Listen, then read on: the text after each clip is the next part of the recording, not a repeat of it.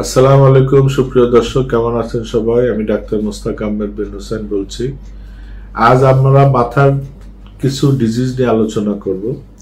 মাথার এর আগে ইতিপূর্বে আমি কিছু ডিজিজ নিয়ে আলোচনা করছি, আপনারা ভিডিওগুলি দেখবেন। কোনো প্রশ্ন থাকলে, জানার কিছু থাকলে যোগাযোগ করবেন, যা কমেন্টস করবেন, আমরা ইনশাল্লাহ যথাসাধ্য চেষ্টা করব সলিউশন দেওয়ার।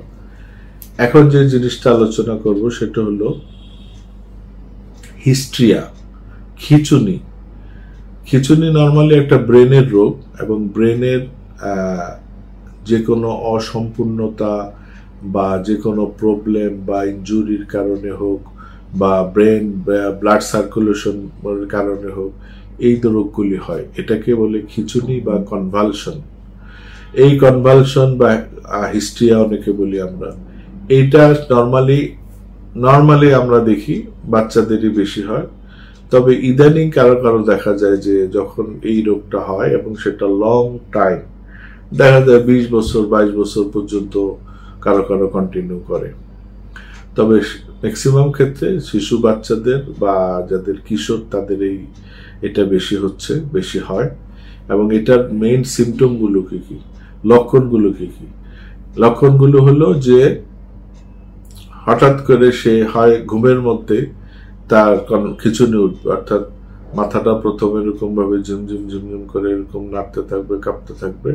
কাঁপতে কাঁপতে এক পর্যায়ে তার শরীরে জার্কিং আসবে এবং একসময় মুখ টুক বাঁকা হয়ে যাবে, মুখ থেকে লালা বের হবে এবং সে বলতেই পারবে না সে কি অবস্থায়, রোগী বলতেই পারবে না রোগীর কি সিচুয়েশন।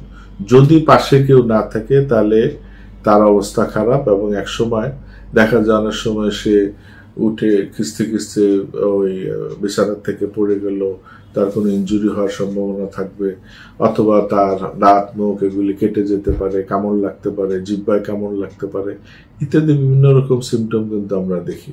তবে যাদের কনভালশন আছে বা খিঁচুনি রোগ আছে, তাদের পাশে অবশ্যই কারো না কারো থাকা উচিত, কারণ এটার কোনো নির্দিষ্ট টাইম নাই, নির্দিষ্ট কোনো সিমটম নাই। যে কোনো সময় যে কোনো পরিস্থিতিতে কিন্তু একটা রোগীর খিঁচুনি হতে পারে, এবং এটা কিন্তু খুব বেশি সময় থাকে না। খিঁচুনিটা হলে দেখা যায় এটা 1 থেকে 2 মিনিট বা কয়েক সেকেন্ড, কারো একটু ঝাঁকি দিয়ে ছেড়ে দেয়। আবার বেশি হলে 1-2 মিনিট 3 মিনিট থাকে, এর বেশি কিন্তু থাকে না। এবং এটার পরে হয় কি, তার শরীর প্রচন্ড দুর্বল হয়ে যায়। রোগী সহসায় মানে 2-1 দিন লাগে তার এই রিকভারি হতে। সে দুর্বল ফিল করবে, তার খাওয়া দাওয়ার রুচি থাকবে না, তার ভমিটিং টেন্ডেন্সি থাকবে, অনেক ক্ষেত্রে জ্বর থাকবে, অথবা জ্বর না থাকলেও সে প্রচন্ড দুর্বল থাকবে, মাথা তুলতে পারবে না, শরীর চলবে না, ইত্যাদি বিভিন্ন রকম উপসর্গ আমরা দেখি। যদি এগুলি দেখি তাহলে আমরা বুঝবো যে এটা হিস্ট্রিয়া বা কনভালশন। এবং কনভালশন কারো কারো দেখা যায় জেনেটিক হতে পারে, যেমন মায়ের আছে বা বাবার আছে, হয়তো তার সন্তানদের হতে পারে। তবে জেনেটিকটা আমরা কমই পাই, আমরা অ্যাজ ইউজুয়াল আমরা দেখি হঠাৎ করে হয়েছে। এবং এটার অনেক ক্ষেত্রে যাদের দেখা যায় যে বাচ্চাদের খুব হাই ফিভার থাকে, উচ্চ মানে জ্বর, সেই জ্বরগুলো 104-5 হয়, তখন এই জ্বরের থেকে অনেক সময় দেখা যায় খিঁচুনি হয়। ওই খিঁচুনিটা অনেক সময় থেকে যায়, অনেক সময় ভালো হয়ে যায়। যদি থেকে যায় এবং কয়েকদিন পর পরই এই খিঁচুনি ডিস্টার্ব করে হয় এবং বিভিন্ন রকম উপসর্গ নিয়ে আসে, তখন এটার চিকিৎসা হোমিওপ্যাথি চিকিৎসা সম্ভব।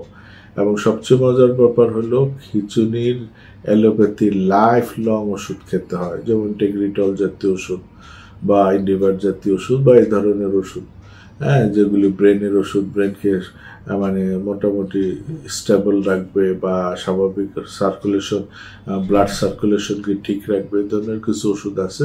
তবে এটা খুব বেশি এফেক্টিভ না। ওষুধ খেলে অনেক সময় ভালো থাকে, অনেক ক্ষেত্রে ভালো থাকে না, আবার রিপিটেডলি খিঁচুনি হয়।